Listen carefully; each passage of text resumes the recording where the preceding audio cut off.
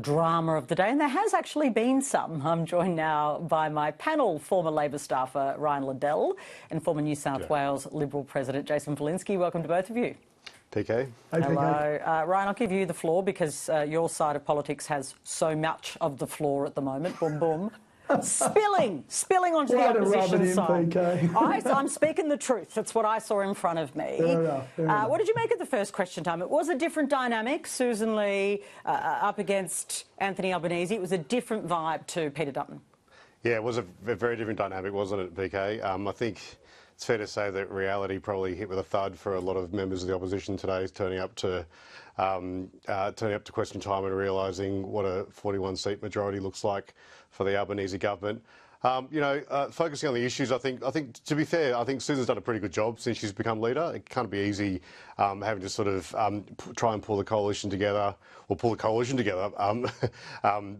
alone the Liberal Party after what happened in May. Focusing on housing smart, I think superannuation. If that's the hill they want to die on, I think they might be in opposition for a little bit longer. But having said that, the proof's really going to be in the pudding when it comes to policy positions.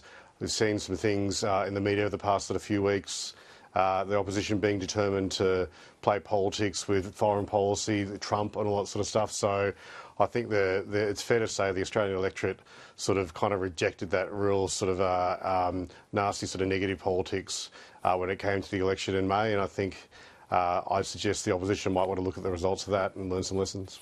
OK, lessons. Jason Falinski, today, the first question time, and we had Michael McCormack, Barnaby Joyce talking about getting rid of net zero ahead of the already organised time frame. What did you make of that intervention? Oh, look, it's an old show, PK, and no one's buying tickets to it anymore. If they really want to get rid of net zero, then they need to come up with some alternatives. And at the moment, it's a great way for them to get publicity, but it's not actually helping or assisting. And to what Ryan was saying, I thought it was very interesting tactics by the opposition today. They haven't got a lot of places to go, but when they went to superannuation, you could, especially about the second question in, you could see the body language shifting very uncomfortably, a lot of ministers not really willing to explain it. And instead of us talking about that, the National Party's trying to hijack the agenda again. And I think a lot of people in the Liberal Party are over it, to be honest with you. Well, it's the first day for Susan Lee in her question time, Jason, just staying with you. I mean, that must have put a lot of pressure on her. Usually you provide a little more leeway, don't you, to a new leader? Yeah, normally you would. Look, I think I don't think it did actually provide a lot of pressure, PK. And the reason I'm saying that is that this is not the first time Barnaby or Matt Canavan, etc. Keith Pitt's not around because the Labor Party appointed him ambassador to the Holy See. But it's not the first time that they've tried this tactic. So it's not like anyone's looking at it going, "Oh wow, that's different." I think it's. Allegra Spender, I think, captured the mood. She almost yawned when answering that question because it's just becoming so boring. And unless they've got some answers on this, then really we've heard it all before. So I don't think Susan's under pressure over it. I think they're putting themselves under a lot of pressure if they keep doing this. Yeah, it's an interesting point, Ryan. I wrote that down. An old show, nobody's buying tickets. It also, I suppose, is a bit of a free ride for the Prime Minister and the government, isn't it, Ryan? I mean, you've been in politics for a long time. It's kind of zero pressure if the coalition is still having these kinds of eternal issues. Oh, I think Jason was being generous with that. I would have said dogs back to the vomit when it comes to the National Party and climate policy, but here we are again, right? It was deliberately timed to try and skew, the first day of question time today. And while, I don't disagree with what Jason's saying about Susan not showing that she's under any pressure, there's the leader of the National Party, David Littleproud, I'd suggest was a little bit different. So, if they're going to keep behaving like this, then, as I said before, they're going to be in opposition for much longer than they think they might be. They really need to pull their socks up, get focused on actual policies that are going to make a difference and win votes, right? You know, just because they didn't go backwards at the election, the National Party, doesn't mean they can sit there and, you know, be the tail that wags the dog of the Liberal Party. I think that's the frustration. That's the frustration of many people in the Liberal Party that sort of happens. And to be honest, you know, the vibe around the government down here is pretty good at the moment, and it'll remain that way if they keep behaving like this. Yeah, the vibe is pretty good. I interviewed the Prime Minister before, Jason, and he looked like a man who's pretty in control of, you know, his role at the moment after a big thumping election win, first question time that he clearly felt like was a success. That sort of tells the story, doesn't it, Jason? Oh, look, and if yes, absolutely. It's not going to get much better than this for Anthony Albanese. So if he's not enjoying today, then he's a harsh critic of his time on this planet. But just to add to what Ryan was saying, I think there are a lot of Liberals who, like Allegra Spender's commenting on that, that used to be a safe Liberal seat.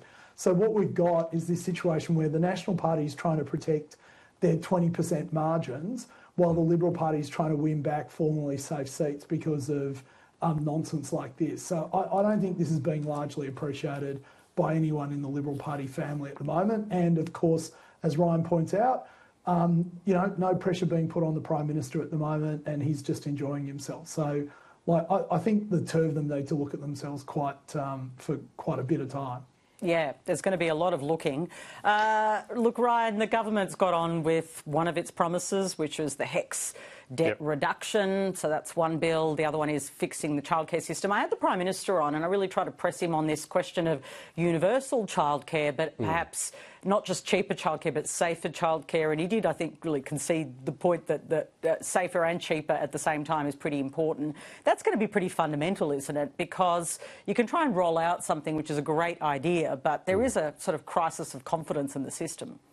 100%. Obviously, the horror we've seen over the past few weeks, combined with, you know, the fact that the fees are just extraordinary for lots of families, you know, going through the cost of living crisis that we're sort of going through at the moment. So I think there is pressure on the government in that regard, but it has been a focus of the government before the election and will be now. And, you know, I spent a lot of time with some of the new MPs in Canberra this week and in previous weeks when they were here for their induction as well. And this is one of the things that they sort of talked to me about as well, knowing that the people that voted for them on the polling booths are talking to them about things like cheaper childcare, talking things about cost of living. Those sort of issues haven't gone away. They may not be getting the same sort of limelight that, you know, they may have got during the election campaign, but they're still going to come. They're still going to be prominent in the political debate going forward. Jason, these are the big issues. We've seen a big bipartisan move on that, which I think is probably exactly what people want to see, right? Yeah, and look, I've got to say, PK, that I think that there's a major opportunity here for the Liberal Party to actually talk to parents directly about the inflexibility we have in the system. So both sides of Parliament have poured billions of dollars in subsidies into this system, and it just absorbs it, and the prices keep going up. One thing you said earlier before we came on, which was that a lot of these safety issues actually occur in the private sector or privately run operators. When you go and look at, because they've provided so much of the capacity, when you actually look at on a proportionate terms, most of the safety issues are actually in council-run sector or council-provided childcare, or however you want to term it. But I think a lot of parents would jump at the opportunity to, you know, stay at home and look after their kids and maybe have more flexible and reasonable ways of doing this. Well, let's revisit that. I do think that most of the problems are in the for-profit sector, but we're going to have to park that. We will meet again. Thank you to both of you. Thanks, Tricia. Sounds good. That's Afternoon